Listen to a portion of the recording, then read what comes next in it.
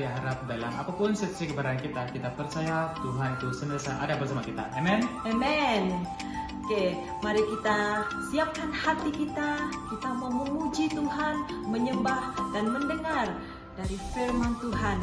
Mari sebelum kita mulai, kita kongsikan firman Tuhan buat kita semua. Ya, kita akan buka dalam Mazmur pasal 46 ayat yang kedua. Saya akan baca untuk kita semua. Oke, ayat kedua. Allah itu bagi kita tempat perlindungan dan kekuatan. Sebagai penolong dalam kesesakan sangat terbukti. Dan ternyata Yesus adalah sumber segala dalam situasi kita. Apapun keberadaan kita percaya Tuhan itu adalah kehidupan kita. Amen. Amen. Baiklah, mari sebelum kita mulai, kita siapkan hati kita saat ini, baik yang sendiri, bersama keluarga, dimanapun kita berada. Mari kita sama-sama naikkan pujian syukur kita hanya bagi nama Tuhan. Mari kita berdoa bersama-sama.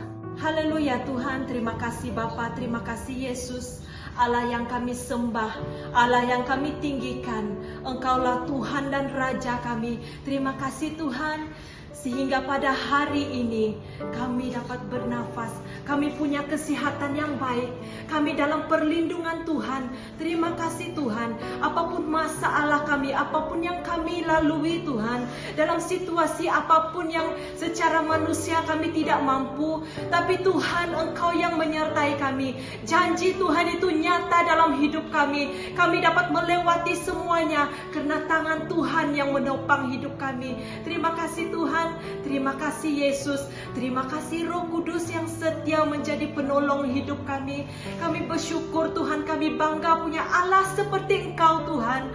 Dan Bapa, pada saat ini mari Roh Kudus Tuhan lawati setiap hati kami, setiap dimanapun kami berada pada saat ini Tuhan. Kami rindu jamahan-Mu Tuhan Yesus, kami rindu Tuhan untuk merasakan hadirat-Mu Tuhan. Mari Bapa, mari Roh Kudus Tuhan bekerjalah bagi setiap kami.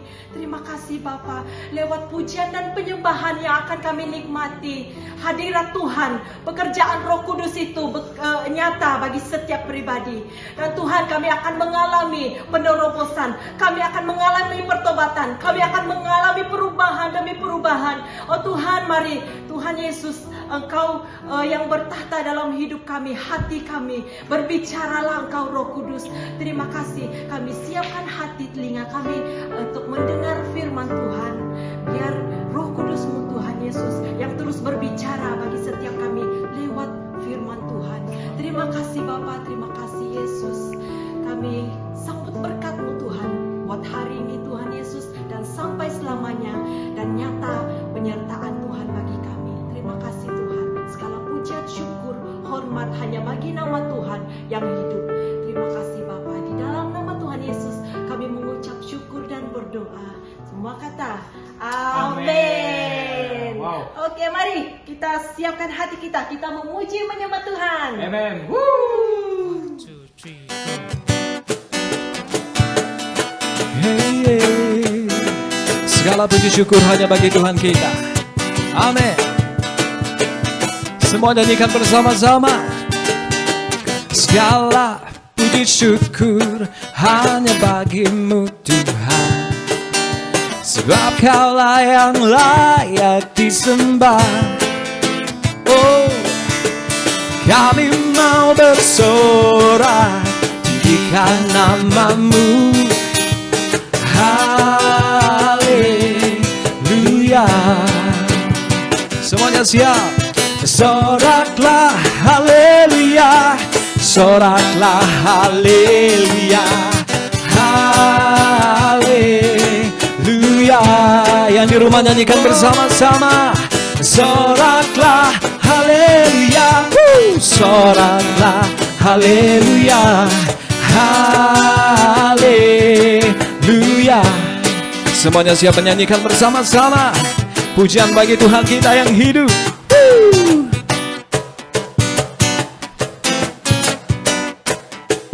3, 4. Segala puji syukur hanya bagi-Mu Tuhan, sebab Kaulah yang layak disembah. Oh, kami mau bersorak tinggikan namamu. Semuanya siap katakan haleluya. Soraklah haleluya, soraklah haleluya, haleluya. Bersama-sama katakan soraklah haleluya, soraklah haleluya, haleluya, haleluya,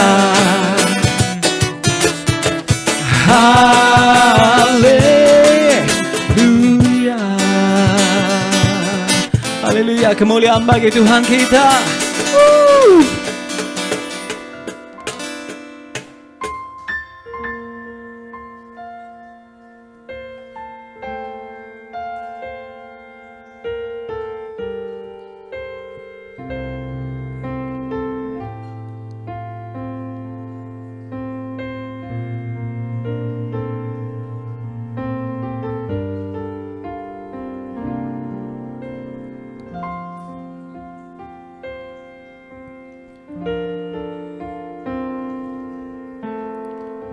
Kemanakah kami bercari kasih sejati? Kemanakah kami berseru saat badai datang menderu? Yang kami tahu hanya Kau yang mampu pulihkan segala sesuatu. Kemanakah kami mencari kasih sejati?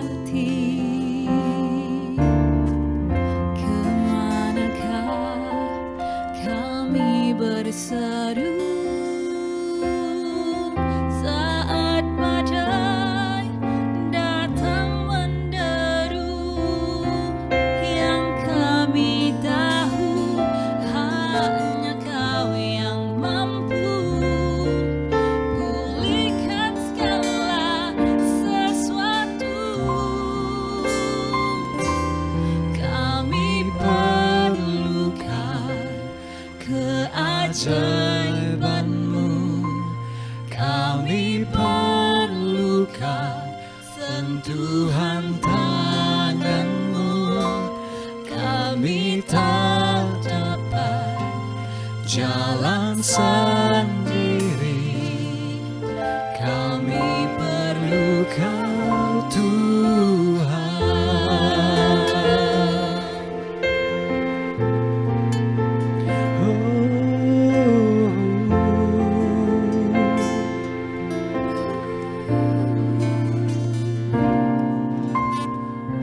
Kemanakah kami mencari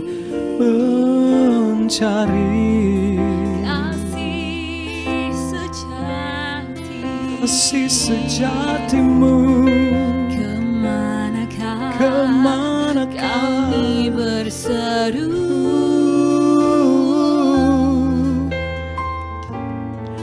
datang menderu?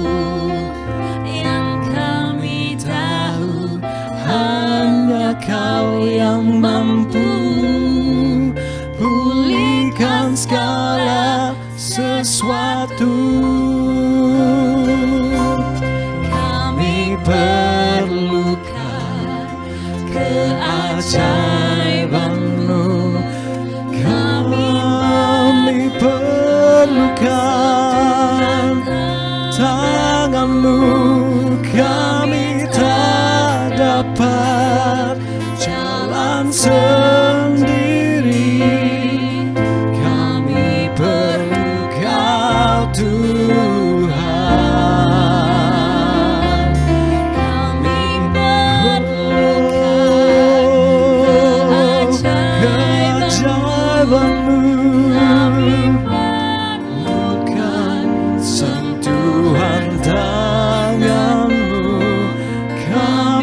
tak dapat jalan sendiri.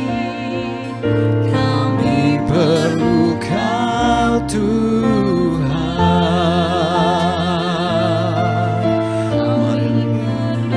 We worship Him. Oh, kami perlu Kau Tuhan, dan kami sembah. Mari kita sembah Dia.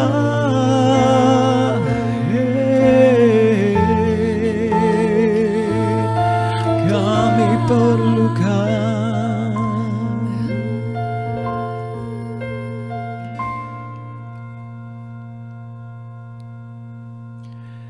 Kami perlukan keajaiban-Mu.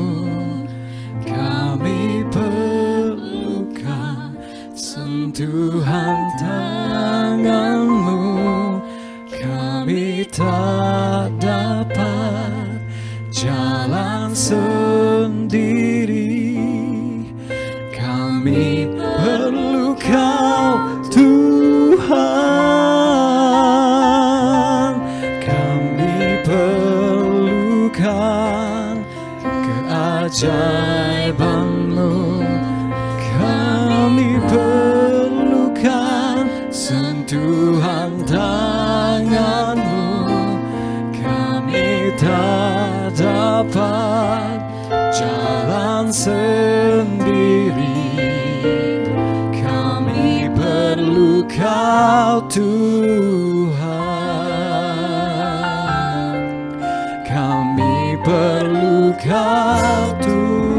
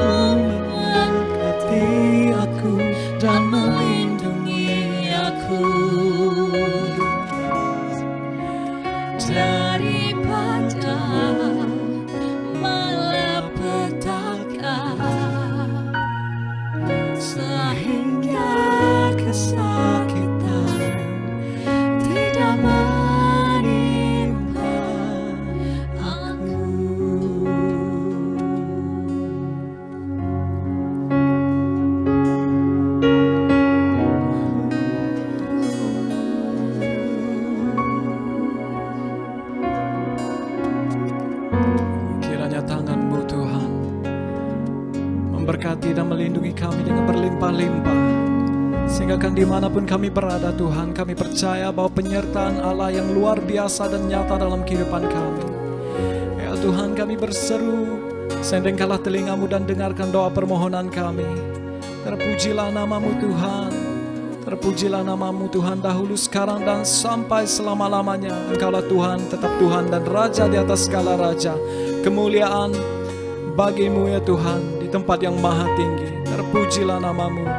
Hanya di dalam namamu Yesus Kristus Tuhan dan Juru Selamat kami telah berdoa dan mengucap syukur. Amin. Selamat pagi. Segala hormat dan kemuliaan hanya bagi Tuhan kita Yesus Kristus.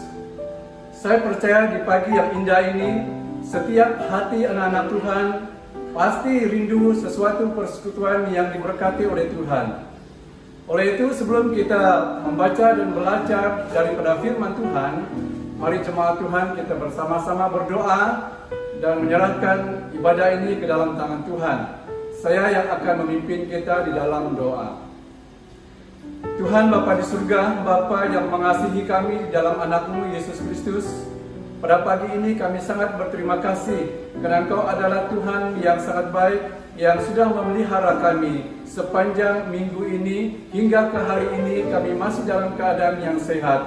Terpuji namamu Bapa, karena Engkau juga telah mempertemukan kami dalam ruang ibadah pada pagi hari ini. Kami doakan semua anak-anak Tuhan yang mengadakan pertemuan ibadah di mana-mana tempat pun pada pagi hari ini, baik di rumah masing-masing, mereka yang mengadakan ibadah di dalam gereja, bahkan yang mengadakan ibadah atas talian. Kami berdoa segala sesuatu Tuhan Engkau ada bersama, supaya semua anak-anak Tuhan pasti diberkati melalui persekutuan ibadah pada pagi hari ini.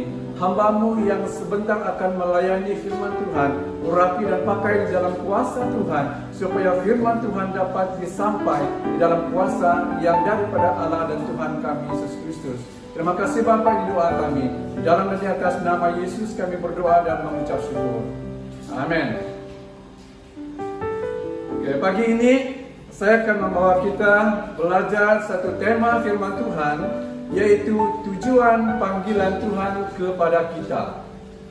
Tujuan panggilan Tuhan kepada kita. Tujuan panggilan Tuhan itu bermacam-macam.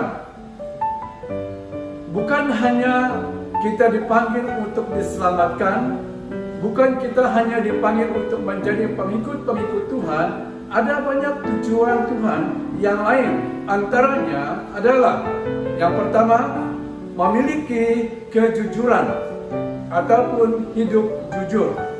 Ini adalah tujuan panggilan Tuhan kepada gereja-gerejanya, tujuan panggilan Tuhan kepada setiap orang yang percaya, supaya kita memiliki suatu kehidupan yang akan memberkati dan mempengaruhi kehidupan orang lain. Mari kita membaca firman Tuhan daripada surat Titus pasal yang kedua ayat yang ke-7. Ayat ini berkata demikian. Dan jadikanlah dirimu sendiri suatu teladan dalam berbuat baik. Hendaklah engkau jujur dan bersungguh-sungguh dalam pekerjaanmu. Daripada ayat yang kita sudah baca, ada satu kalimat yang mengatakan, hendaklah engkau jujur. Ini adalah panggilan dan tujuan panggilan Tuhan kepada setiap kita, orang yang sudah percaya kepadanya. Arti yang lain dari kata jujur adalah lurus hati dan ikhlas. Jadi sebagai orang percaya, kita perlu memiliki hati yang lurus dan ikhlas. Hamba-hamba Tuhan, ibu bapa, pemuda-pemudi dan seluruh jemaat Tuhan perlu menjadi contoh di dalam kejujuran. Jika kita tidak jujur di dalam kehidupan kita, kita pasti akan mengalami kesukaran di dalam kehidupan kita. Kita pasti akan mengalami masalah-masalah yang berat dalam kehidupan kita. Kejujuran itu harus ditunjukkan dalam banyak hal. Ditunjukkan dalam banyak hal. Sepertinya yang pertama, dalam pekerjaan ataupun di dalam tugas. Apakah itu tugas di dalam dunia maupun tugas kita di dalam pelayanan Tuhan. Ini perlu kita perhatikan. Oleh karena banyak pemimpin-pemimpin yang di dalam dunia ini tidak lagi dihormati dan tidak lagi begitu disukai oleh orang yang dipimpin karena tindakan mereka yang tidak jujur, karena tindakan mereka yang tidak ikhlas dalam melakukan tugas. Kadangkala di dalam masyarakat, pemimpin-pemimpin di dalam setiap masyarakat juga banyak yang tidak lagi melakukan tugas mereka dengan baik. Demikian juga sebagai orang yang melayani Tuhan, banyak juga hamba-hamba Tuhan, pemimpin-pemimpin rohani yang tidak jujur dalam melakukan tugas mereka. Jadi jika kita melakukan dan memiliki sikap yang sedemikian, maka kita pasti akan mengalami banyak kesukaran-kesukaran di dalam kehidupan kita. Maka itu Tuhan memanggil kita dengan maksud supaya memiliki kejujuran di dalam kehidupan kita. Nah, selain daripada itu, kita juga harus menunjukkan kejujuran kehidupan kita di dalam perkataan. Perkataan kita juga mempunyai pengaruh yang sangat besar. Jika kita mengatakan, jika kita mengaku bahwa kita adalah orang Kristen, tetapi perkataan yang keluar daripada mulut kita seringkali melukai dan tidak memberkati orang lain, apakah itu menunjukkan bahwa kita adalah orang Kristen? Di sini kita perlu belajar. Ayub berkata kepada kawan-kawannya, Ayub pasal 6 ayat yang ke-25 dalam terjemahan bahasa Malaysia, kata-kata yang tulus meyakinkan, tetapi kamu mengatakan yang bukan-bukan. Ayub berkata kepada kawan-kawannya. Kalau dalam terjemahan bahasa Rimbawan mengatakan, kudang balang muyudo, miak uwi bukanlah, yang balang muyu membenci. Maksud dia di sini, jika perkataan kamu itu baik, mungkin saya dapat dipujuk, mungkin saya dapat dihiburkan, tetapi kamu mengeluarkan kata-kata yang tidak baik. Jadi di sini anak-anak Tuhan yang dikasihi oleh Tuhan Yesus, betapa besarnya pengaruh perkataan, ucapan yang diucapkan oleh orang-orang percaya. Jadi kita perlu menjadi teladan di dalam perkataan. Kalau kita melihat di mana juga Paulus pernah menasihati Timotius supaya menjadi teladan di dalam perkataan. Walaupun dia seorang yang muda, sebagai penginjil yang muda, sebagai hamba Tuhan yang muda, Paulus menasihati dia supaya menjadi contoh, menjadi teladan di dalam perkataan. Nah, selain daripada kita menunjukkan kejujuran di dalam pekerjaan, di dalam tugas, dalam perkataan, dan yang ketiga, kita juga perlu menunjukkan kejujuran kita di dalam mengikuti perintah Tuhan. Pada beberapa minggu yang lepas, kita juga belajar tentang menanggapi perintah Tuhan dengan serius. Jadi hal ini juga perlu kita perhatikan pada pagi hari ini. Mazmur 119 ayat ke-128, itulah sebabnya aku hidup jujur, sesuai dengan segala titamu, segala jalan dusta aku benci. Kata pemazmur di sini. Betapa pentingnya mengikuti perintah Tuhan. Betapa pentingnya jika kita menanggapi perintah Tuhan itu di dalam kehidupan kita. Oleh karena firman Tuhan itu ada di dalam pemazmur, sehingga dia membenci segala dusta, sehingga dia membenci segala kejahatan. Mengapa banyak anggota gereja tidak dapat mengikuti tata tertib gereja? Apa sebabnya? Karena mereka tidak jujur, karena mereka tidak ikhlas mengikuti perintah Tuhan. Maka itu di sini kita perlu belajar sebagai gereja Tuhan, sebagai orang yang telah dipanggil oleh Tuhan, supaya kita memiliki kejujuran di dalam kehidupan kita. Yang kedua, tujuan panggilan Tuhan kepada kita yaitu untuk hidup mengasihi Tuhan. 1 Petrus pasal 1 ayat yang ke-8, sekalipun kamu belum pernah melihat Dia, namun kamu mengasihinya. Kamu percaya kepada Dia, sekalipun kamu sekarang tidak melihatnya.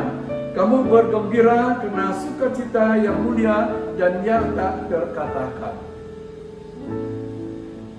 Allah menilai betapa besarnya iman gereja pada dewasa ini daripada iman mereka yang dahulunya. Kebanyakan mereka yang dahulunya percaya setelah melihat Yesus dan kebangkitannya. Tetapi gereja pada masa sekarang sekalipun tidak melihat Dia, tetapi percaya dan mengasihi Dia. Yesus berkata, ada berkat bagi orang yang tidak melihat namun percaya. Orang yang percaya kepada Tuhan bukan oleh karena melihat, tetapi percaya walaupun tidak melihat Tuhan. Apa yang kita perlu perhatikan di sini juga, bahwa mengasihi Tuhan itu berarti melayani Dia. Orang Kristen yang hanya orang Kristen sahaja dan tidak mau melayani Tuhan, itu bukan orang Kristen yang mengasihi Tuhan. Ini yang perlu kita lihat di sini. Matius pasal 25 ayat yang keempat berkata, dan raja itu akan menjawab mereka, aku berkata kepadamu, sesungguhnya segala sesuatu yang kamu lakukan untuk salah seorang dari saudaraku yang paling hina ini, kamu telah melakukannya untuk aku. Melakukan kebajikan kepada orang lain, sepertinya mendoakan orang sakit. Saya percaya orang percaya dan orang Kristen tahu bagaimana untuk berdoa. Mungkin kita hanya berdoa waktu kita perlu berdoa sahaja, ataupun waktu adanya pergumulan pribadi. Tetapi di sini berbicara tentang doa adalah berdoa selalu berdoa kepada orang yang memerlukan, sepertinya orang sakit, dan memberi tumpangan. Memberi tumpangan. Dalam minggu yang sudah lalu, saya dengan seorang pastor melawat sebuah keluarga yang mengalami sakit penyakit. Mereka menginap di hotel. Waktu pastor ini mendengar bahwa mereka tinggal di hotel dan dia mau datang untuk mengajak keluarga ini supaya pergi menginap di rumahnya. Tetapi keluarga ini tidak mau. Yang saya mau tekankan di sini yaitu memberi tumpangan. Ini menunjukkan bahwa kita mengasihi Tuhan.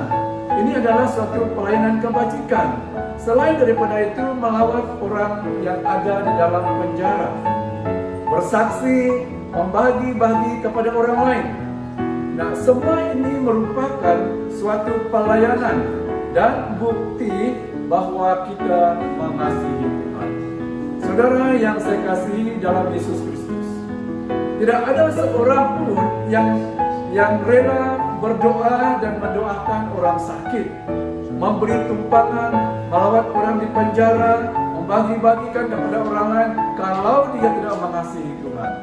Tetapi ini yang perlu kita ketahui pada pagi hari ini. Orang yang mengasihi Tuhan, dia siap melayani. Yang kedua, yaitu memikul salib.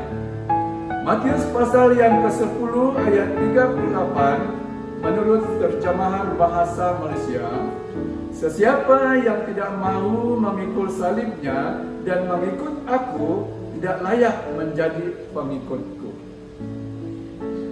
Memikul salib merupakan suatu lambang penderitaan. Kalau kita membaca 1 Petrus pasal 2 ayat 21, saya tidak akan membaca.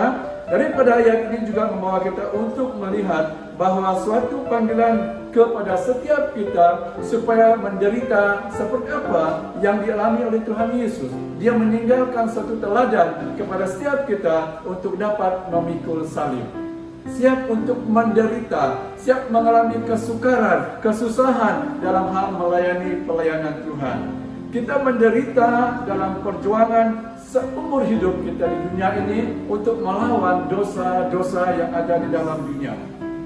Kita menderita dalam peperangan terhadap iblis dan kuasa-kuasa kegelapan yang sedang kita dalam hal kita sedang memajukan pekerjaan Tuhan. Jadi di mana orang-orang Kristen yang sedang memajukan, mengembangkan pekerjaan Tuhan, di situ juga ada kuasa-kuasa iblis, kuasa-kuasa kegelapan yang merosak dan yang akan menggagalkan perkembangan, kemajuan daripada pekerjaan Tuhan. Itu yang kita pasti hadapi sebagai orang yang percaya kepada Tuhan. Kita menanggung kebencian dan ejekan daripada dunia. Dan mungkin juga sebagai orang Kristen kita akan mengalami seperti yang Yesus alami. Dia menerima ejekan dan penganiayaan daripada dunia agama. Melihat daripada apa yang dialami oleh Tuhan Yesus Kristus, banyak juga orang Kristen yang tidak sanggup menghadapi penganiayaan, penderitaan di dalam melakukan pelayanan Tuhan, sehingga mereka meninggalkan panggilan Tuhan kepada mereka, sehingga mereka meninggalkan pelayanan Tuhan karena tidak lagi sanggup menderita, karena mereka tidak mampu untuk memikulkan salib. Nah, ini yang kita perlu lihat, ini yang perlu kita belajar pada hari ini. Yang Tuhan lakukan jika kita mengasihi Dia, Tuhan sendiri, Yesus Kristus mengasihi kita. Sewaktu kita mengasihi Tuhan, kita menikmati persekutuan dengan Tuhan, dan Tuhan tinggal ataupun Tuhan diam di dalam kita. Betapa berbangganya kita memiliki Allah dan Tuhan sepertinya Tuhan kita. Sewaktu kita sebagai orang tua tidak ada bersama dengan anak-anak kita, sudah pasti anak-anak kita dalam keadaan yang bimbang dan takut apa yang akan mereka hadapi. Tetapi sewaktu kita sebagai orang tua ada bersama-sama dengan mereka, mereka memiliki suatu keyakinan bahwa orang tua mereka ada bersama-sama dengan mereka. Demikian juga orang percaya, Allah dan Tuhan tinggal bersama-sama dengan kita sewaktu kita mengasihi Dia. Jadi apapun yang kita hadapi, apapun yang kita alami, bahwa tangan Tuhan pasti ada menyertai kita sebagai orang yang percaya kepada Tuhan. Yang ketiga, tujuan panggilan Tuhan kepada kita adalah agar kita bermurah hati. Kolose pasal 3 ayat yang ke-12. Karena itu, sebagai orang-orang pilihan Allah yang dikuduskan dan dikasihinya, kenakanlah belas kasihan, kemurahan, kerendahan hati, kelemah lembutan, dan kesabaran. Kemurahan. Dalam terjemahan bahasa Lembawan, ngayung ku katu, maksudnya mengasihi, menghiasi diri dengan kemurahan.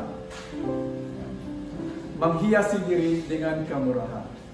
Hal ini berlaku di dalam kehidupan gereja yang mula-mula.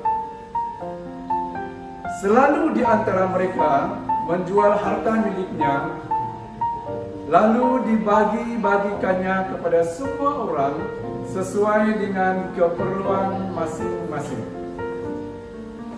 Contoh, jika seperti kita sekarang yang mempunyai bisnis, hasil daripada bisnis mereka dibagi-bagikan kepada orang yang memerlukan. Orang yang mempunyai kereta yang banyak dan dijualkan keretanya, hasil penjualannya dibagi-bagikan kepada orang yang memerlukan. Itu yang terjadi dalam kehidupan gereja yang mula-mula. Ini juga yang dilakukan oleh Barnabas. Kisah Rasul pasal yang keempat ayat 37 terjemahan bahasa Malaysia. Dia menjual sebidang tanah yang dimilikinya, lalu membawa dan menyerahkan uangnya kepada rasul-rasul itu. Ini berbicara tentang miliknya sendiri. Milik Barnabas sendiri, bukan milik syarikat, bukan milik orang lain. Dia menjual, lalu memberikan uang hasil penjualan sebidang tanah itu kepada rasul-rasul, dan rasul-rasul akan membagi-bagikan kepada orang-orang yang memerlukan.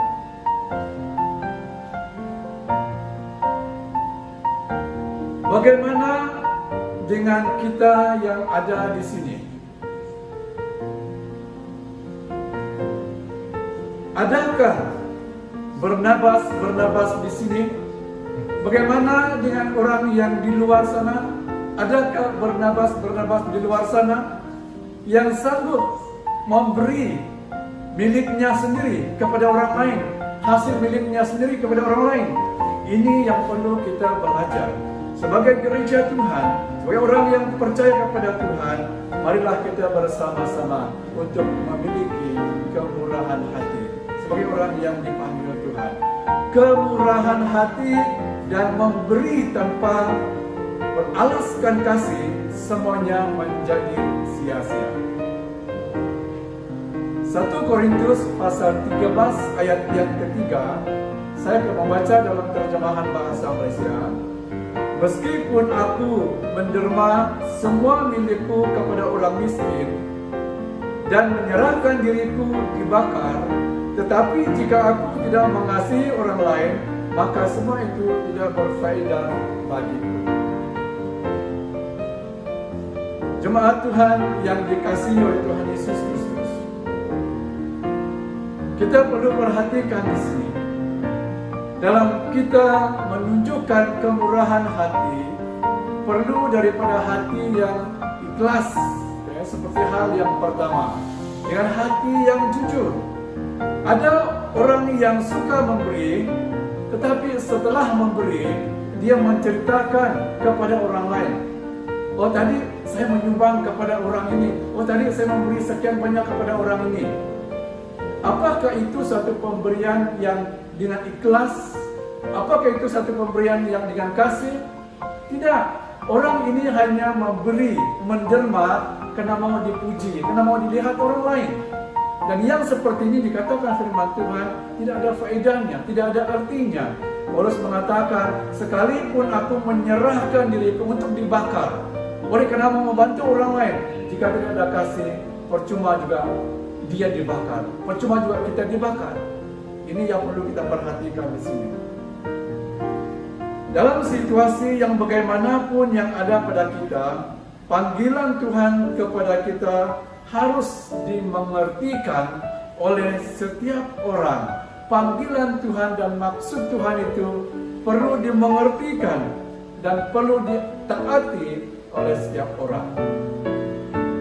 Itu berarti kita telah melunaskan setiap tanggung jawab kita menurut setiap tujuan panggilan Tuhan kepada setiap diri kita.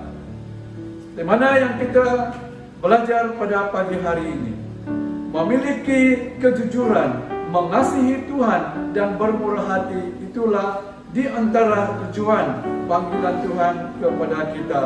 Dan semua ini perlu kita miliki dan perlu kita lakukan di dalam kehidupan kita. Sebab itulah tujuan panggilan Tuhan kepada setiap kita. Oleh itu jemaat Tuhan yang saya kasihi dalam Tuhan Yesus Kristus, biarlah firman Tuhan yang sudah kita belajar bersama pada pagi hari ini membawa kita kembali untuk melihat dan memahami segala tujuan panggilan Tuhan kepada pribadi kita masing-masing. Sekian firman Tuhan, mari kita datang kepada Tuhan di dalam doa. Saya akan memimpin kita di dalam doa. Bapa di surga, Bapa yang kami muliakan di dalam Yesus Kristus, terima kasih atas pelayanan firman Tuhan yang kami sudah belajar bersama pada pagi hari ini. Biarlah firman Tuhan membantu kami untuk dapat mengerti dan memampukan kami untuk melakukan setiap tujuan dan maksud panggilan Tuhan kepada setiap pribadi kami. Bapa, kami berdoa pada saat ini menyerahkan bagi anak-anak Tuhan yang sedang di dalam keadaan sakit, di rumah mereka sendiri, di rumah perubatan. Kami mohon Engkau Allah dan Tuhan yang penuh kuasa melawati dimanapun mereka sedang membaringkan tubuh mereka oleh karena sakit penyakit.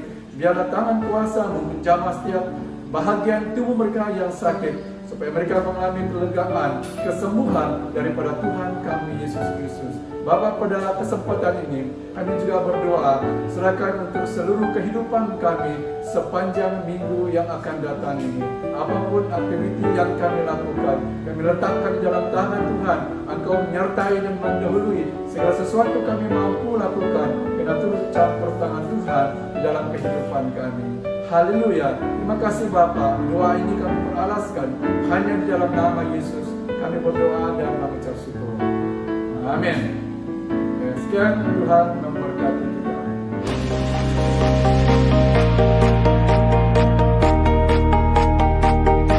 You got me like, oh,